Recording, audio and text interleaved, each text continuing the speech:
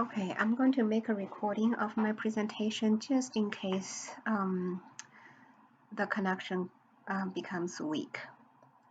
So as the first faculty presenting in this class, I'm going to talk about the basic concept of information and knowledge representation. I'm also going to present one of my recent research project to illustrate some of the concepts that we discussed in the basic concepts. So I will start from the basic concepts. What is information representation? What is knowledge representation? What is control vocabulary and what kinds of control vocabularies there are? And I'm going to talk about how to use those control vocabularies in my research and what are the issues and the challenges that we have faced. Information organization has this very concise definition. When you organize information, you need to have a collection of resources, which are information resources that you want to organize. And organization involves arrangements that are intentionally designed. So it's not random, right? And the goal of organization is to enable interaction. Therefore, the definition of information organization have these three facets: collection of resources, intentionally arranged in order to enable interactions with the users, your target audience. Information representation, I know in our class, many students have a background in computer science. In computer science, information representation often refers to how the numbers, text, multimedia data types are represented in the computers for the computers. So those are all represented as 0 and 1s. The goal is to improve the efficiency.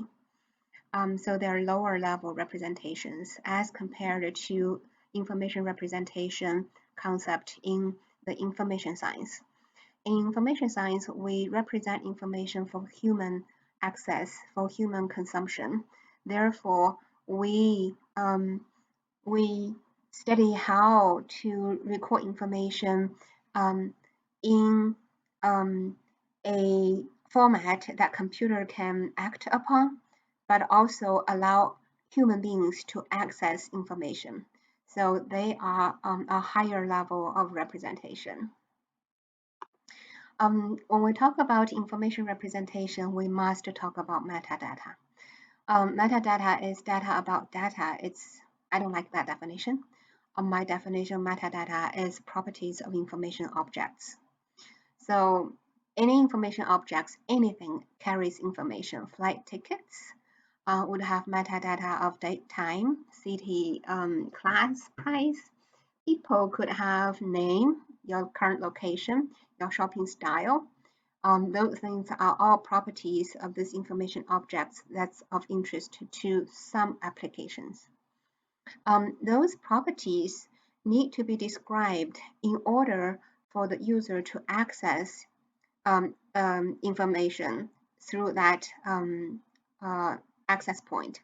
So imagine when in a database of people, if you don't have a field called name, then the user will never be able to search on name for certain people, right?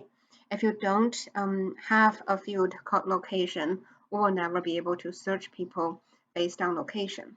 So therefore, metadata, what access point that you describe for certain information objects determined how these information objects may be accessed by user. Those properties are not only being used for support information access for people, also used in machine learning and data mining. Those are all features. We can use those features to classify people, for example, those impulsive buyers, those economic buyers like myself, that sheds insights into business operation. So metadata are crucially important. I have now posted one first. I think this is probably the only discussion question I'm posting in my lecture is what positive or negative impacts are metadata generating on our lives? Think about it based on your experience and your readings. in other classes talk about the importance or the side effects of metadata. Okay, so metadata describes information, but what about knowledge? Last class we mentioned knowledge is understood information. My understanding of knowledge is with knowledge one can reason. So knowledge is more than just individual facts. We have knowledge, then we will be able to infer new knowledge based on what we already know. So my first quiz question here. In information science, how is data, information, and knowledge related? This is a review of this slide and what we discussed last week. So we talked about information representation was most likely information objects being represented using metadata that describes the information. Going one level deeper, we can represent knowledge. We talked about knowledge being something in human's brain, right? To represent this knowledge in human brain, we definitely need something more. The article that I recommend you to read talk about the 5 roles of knowledge representation. Please do read that and answer the second quiz question. So to summarize that paper, I made a number of short observations. So knowledge representation basically represents the entities and their relationship. In this example, ginger pine is a tree.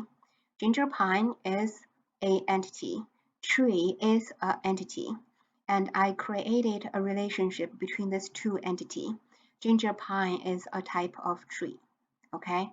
So knowledge representation is all about entities and relationships. Other ways you can look at it, its components and how they're connected to form a large world in humans' brain. And knowledge representation is always a surrogate. It cannot fully represent what's in our brain. It's always something selective for a certain purpose. Based on your application, you decide what kind of knowledge to be represented.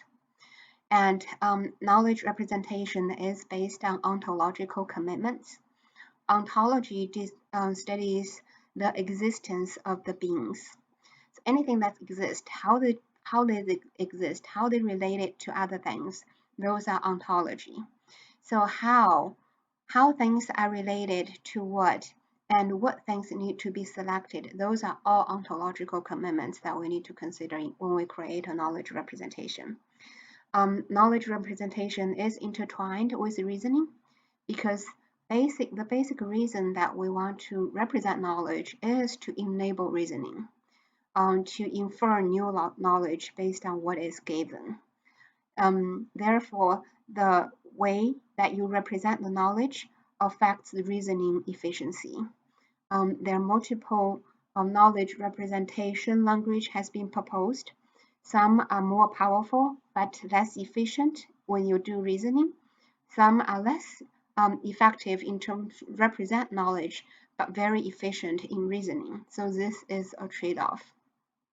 Knowledge representation obviously is a medium of expression, right? We express this knowledge component into this representation. So this slide summarized the paper, and I do want you to answer quiz question too.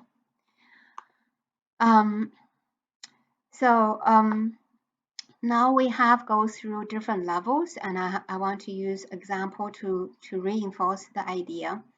When we have metadata about books, for example, if we know the book have the title of Flora North America, and then we can actually query this library database and find this book. This is actually a series of volumes. Yes, that supports this level of access, but because we only expressed the title of the series of volumes, we can access this book but not the individual descriptions.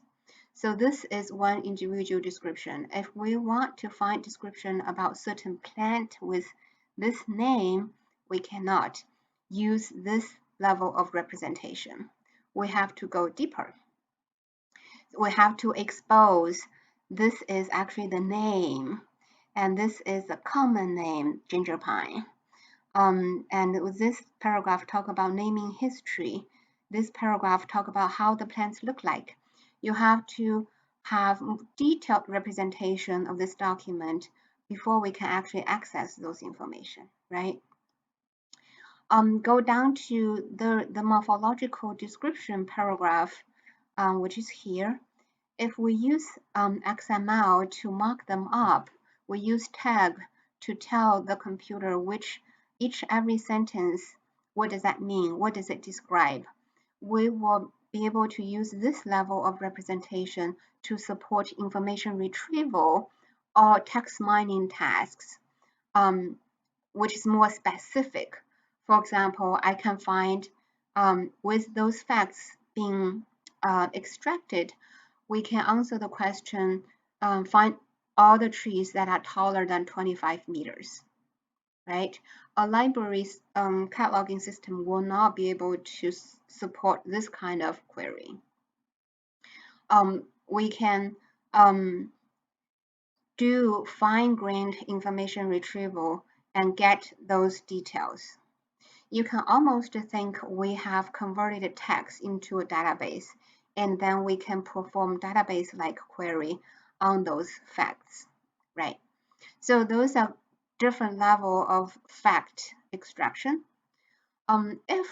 However, if we provide additional piece of new knowledge, if we were told that tree is just a perennial plant with trunk, then if we know this species is a tree, then we will know that this species is also a plant, it's also perennial, and it also have a trunk. And then we can continue to ask a question about the size of the trunk, how thick it is, how tall it is. So what I'm illustrating on this slide is facts can be queried using relational database or fine-grained IR, but facts are all just disconnected piece of things. If we have a knowledge provided, we will be able to associate many facts together and understand something that's not stated. So this height is 50 meters was stated here and extracted using various text mining techniques. But this species is a plant, it's perennial, is not stated in that text. But with this piece of knowledge, we can reason. Okay, the machine, giving machine this piece of knowledge, the machine can reason. That's what differentiates knowledge retrieval, knowledge base from relational database or a fine-grained IR. So we can see that certain definition really play a very major role here. That we have this definition on tree. That this definition, through this reasoning process, provided us a lot of more information about that species. So definitions are important, but where do we find definitions? Definitions are found in dictionaries. Definitions are found in controlled vocabularies. Definitions found in controlled vocabularies are comprehensive. So any meaning this term tree carries are included in the definition, in the dictionary. However, controlled vocabulary is a different animal. It only covers the definition that's relevant to your current application. Okay. So ontology is one advanced form of controlled vocabulary. So I want to next differentiate using an example to illustrate the difference. In general, we can think of controlled vocabulary as terms and relations around the terms. Okay. So in a typical, why do we want controlled vocabulary? What's wrong with natural language? Because natural language is just too rich and too powerful and very ambiguous. So this duck can mean three different things, right? The duck, the president was ducking from the shoe, and this person was made have to duck into the water. So for precise scientific applications, we don't want those richness. We want to have clear definition on a concept. We want to map one concept to a meaning. So therefore, first we invented a thesaurus. A thesaurus has typically broad term, narrow term, useful, and related term relations. And in this example, Mercury, for example, can mean many different things. That's why we need control, right? We say Mercury, when it's a planet, it's part of a solar system, so it's narrower than solar system. Mercury as an element, it's a chemical element, so it's narrower than chemical element. So we have this broad and narrower, useful for synonyms. So this is the symbol for Mercury element and related term. However, you can tell right away that, related term, many things can be related, right? So this relation is not precisely defined. A Mercury mythology, Mercury is one character in Roman mythology. And Mercury is one automobile produced by Ford Motor Company. So we can see those two related terms are not precisely the same relation. And this one, Mercury is a chemical element, and this Mercury is just a part of the solar system. So is a and a part of, again, are different relations. However, in a thesaurus, we just generalize them. Thesaurus are more used for information retrieval and for human users. In contrast, ontology would have those relations precisely defined as is. Not only that, it will also has additional definition for those relations. For example, part of and is a transitive relationship, which means if a mercury is a chemical element and a chemical element is a substance, then mercury is also a substance. So the relations are transitive. And also here, the same as relation is defined as symmetric. This means if A is same as B, then B must be same as A. All those additional definitions allow us to reason. If we know A is a student and a student is a educated people, then we know this person is an educated people, right? So there are lots of ontologies have been developed, especially in biomedical domains. If you go to Oval Foundry, you will find hundreds. And one example I show here is the phenotypic quality ontology. Those are closer to our everyday life that you can probably make better sense of it. So there is a quality, it's a top level concept. Then you have physical object quality. Under it, you have morphology. And a shape is a morphology. And shape has 2D shape. So 2D shape is a narrow concept. 2D shape is a shape. And then super elliptic is a 2D shape. Elliptic is a super elliptic. And circular is an elliptic. So this hierarchical relations tells you how those terms are related to each other. So here, up until this point, I have summarized the basic concepts. And next, I'm going to talk about one of the projects that we did a couple of years ago. Our goal was to making biological information computable. The idea is we want to convert text information into facts. We want to apply ontologies on those facts so that we can start to reason, okay? So what the role, ontology here plays a very important role, and I use this example to illustrate why ontology is needed.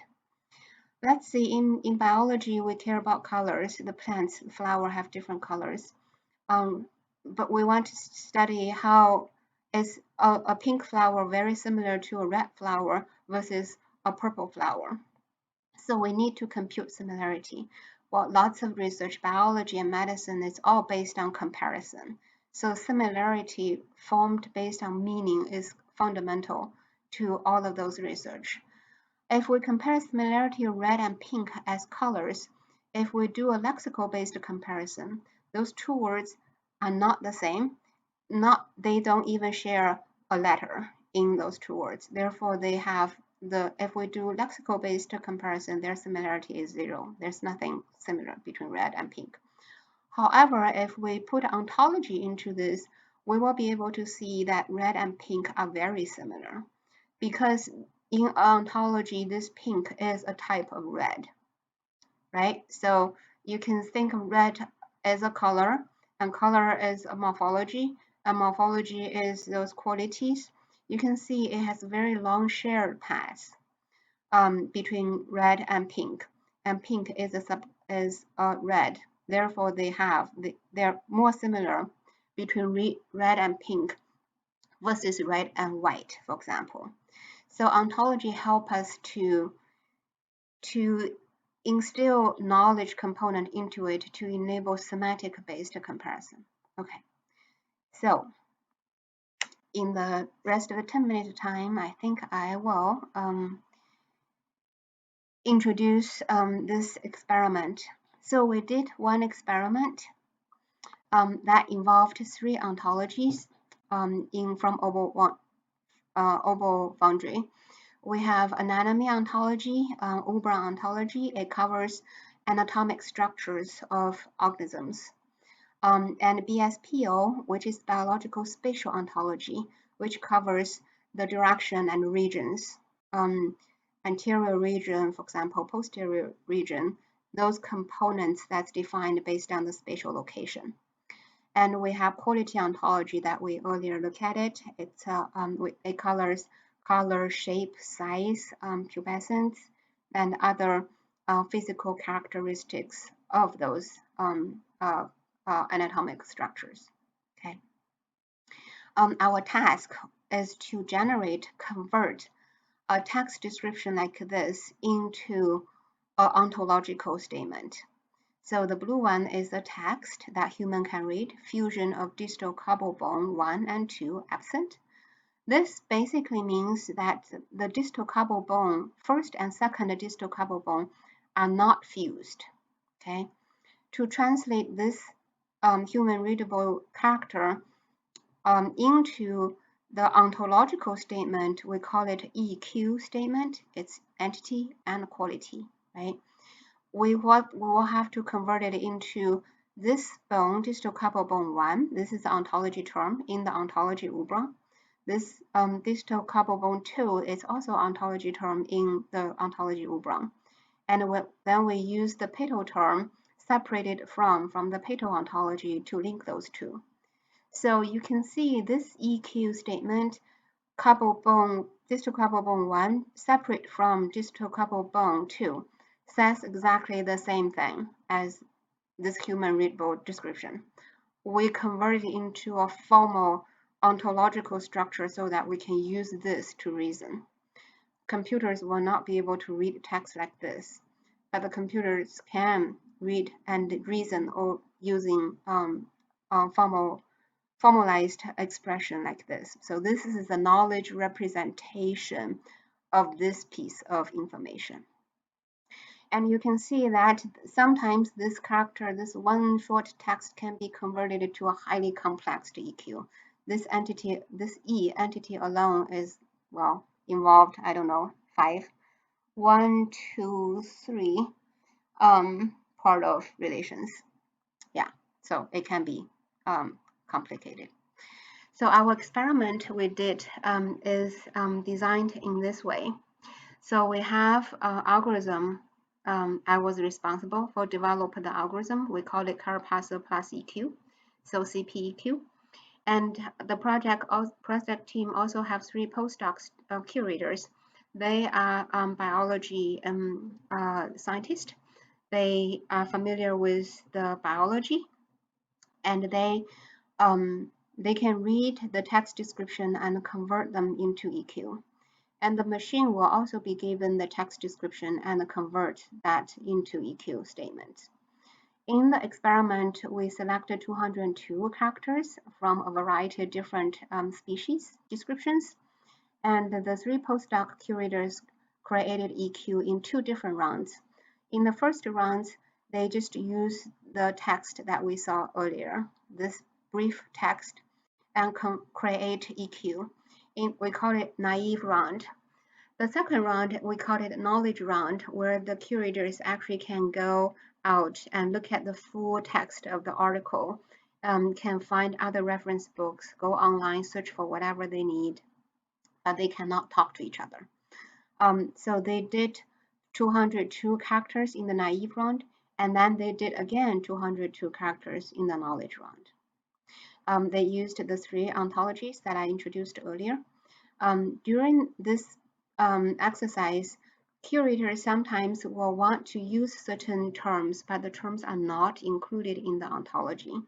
In those cases, the curators can add terms independently to the ontology. So as you can imagine, throughout the process, the naive round and the knowledge round, each of the curators added terms to those three ontologies, created augmented version of those ontology. And those augmented versions are then recorded, and we noted that many terms being added, every ontology was incomplete, and all the each of the ontology had terms added to it. Okay. So our findings is, so we used position recall. Those are standard measurements for information retrieval tasks. We used average position and recall to find the final performance scores.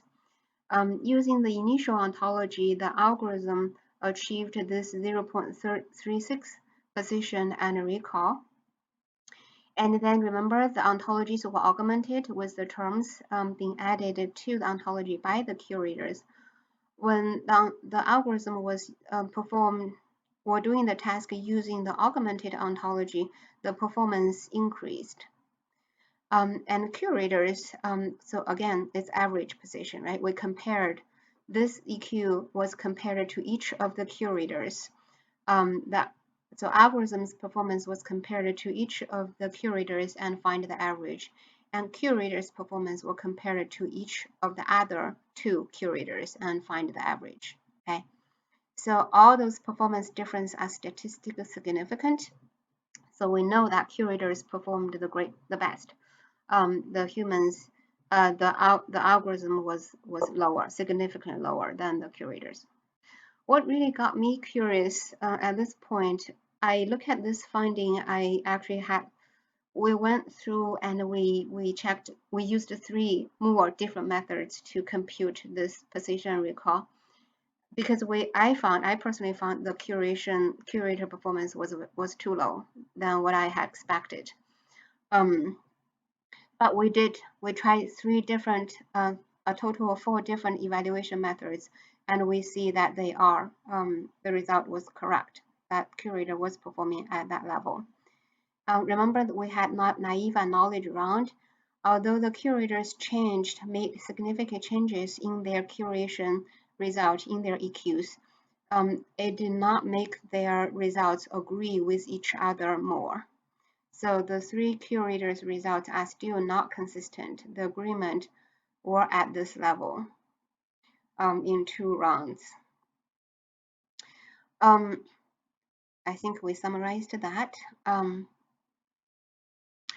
So we, in order to understand what's caused the curators' variations in this annotation process, we found that ontologies have terms that's not very intuitive.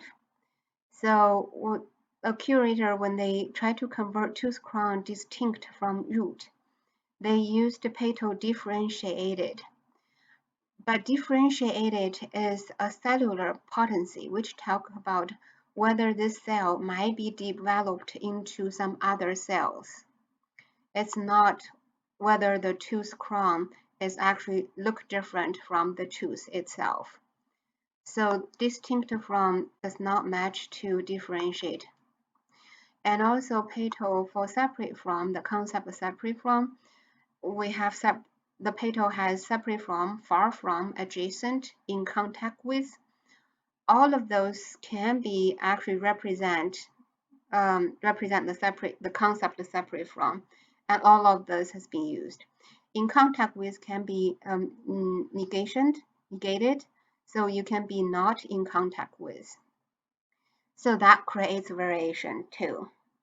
The second issue that when terms are not in the ontology, the curators have to create a new term. They create a new term through two ways. One is to just simply add a complete new term. The second method is to use existing terms to post-compose a new term. So when you give the curators the freedom to choose between the two, obviously either two can invite more variations. So a whole set of different solutions was created for this statement, domino sculpture on scout roof. 1, 2, 3, 4. Three different options were created by three different curators. Lastly, we also noticed the source descriptions were not very clear. For example, dermal sculpture on scout roof, weak. What does weak mean? Weak was interpreted differently by three curators and also by the algorithm, because ontology tells it that weak is exactly a synonym of decreased strength. That unfortunately wasn't the correct answer. So we can see that human curation has facing a lot of challenges. This is not new to many of the people trained in library information science. We have, throughout library histories, we have created, I don't know how many subject headings, and we use those subject headings and thesaurus to index document packages, and we know there's very large variations among different catalogers. So similar challenges were encountered here, but at a deeper level. As what you can see here, very deep domain knowledge is involved, and the curator's bias, their background, their training all affect their outcome.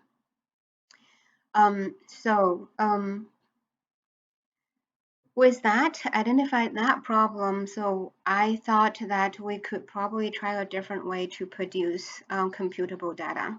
If human curation is so costly and we cannot guarantee its consistency, then maybe we can provide authors a way to automatically curate their own data before data is published. Authors knows their things, and they know that they should not use weak in their description if weak is not well defined. So in our new recent project that tried to create a set of software platform to enable authors to self-curate their publications, we have produced some of the software modules. We are currently conducting user experiment on those software modules to see the effect of them. So we have completed a study on measurement recorder, which shows that it might take author 5 minutes to learn how to use measurement recorder without training. And then using measurement recorder, we can help reduce the variations among authors by 48%. So that's a good sign. And next, we're going to actually study character recorder, which cover not only measurement but also categorical values. So to summarize, so what I did today is to review the concept of data, information, and knowledge with you. And the take-home message from today's presentation, I think, is to recognize that information can be organized at different granularity level, and at different granularity level requires different level of domain knowledge and techniques. Okay, that summarizes my presentation. Thank you so much for your attention.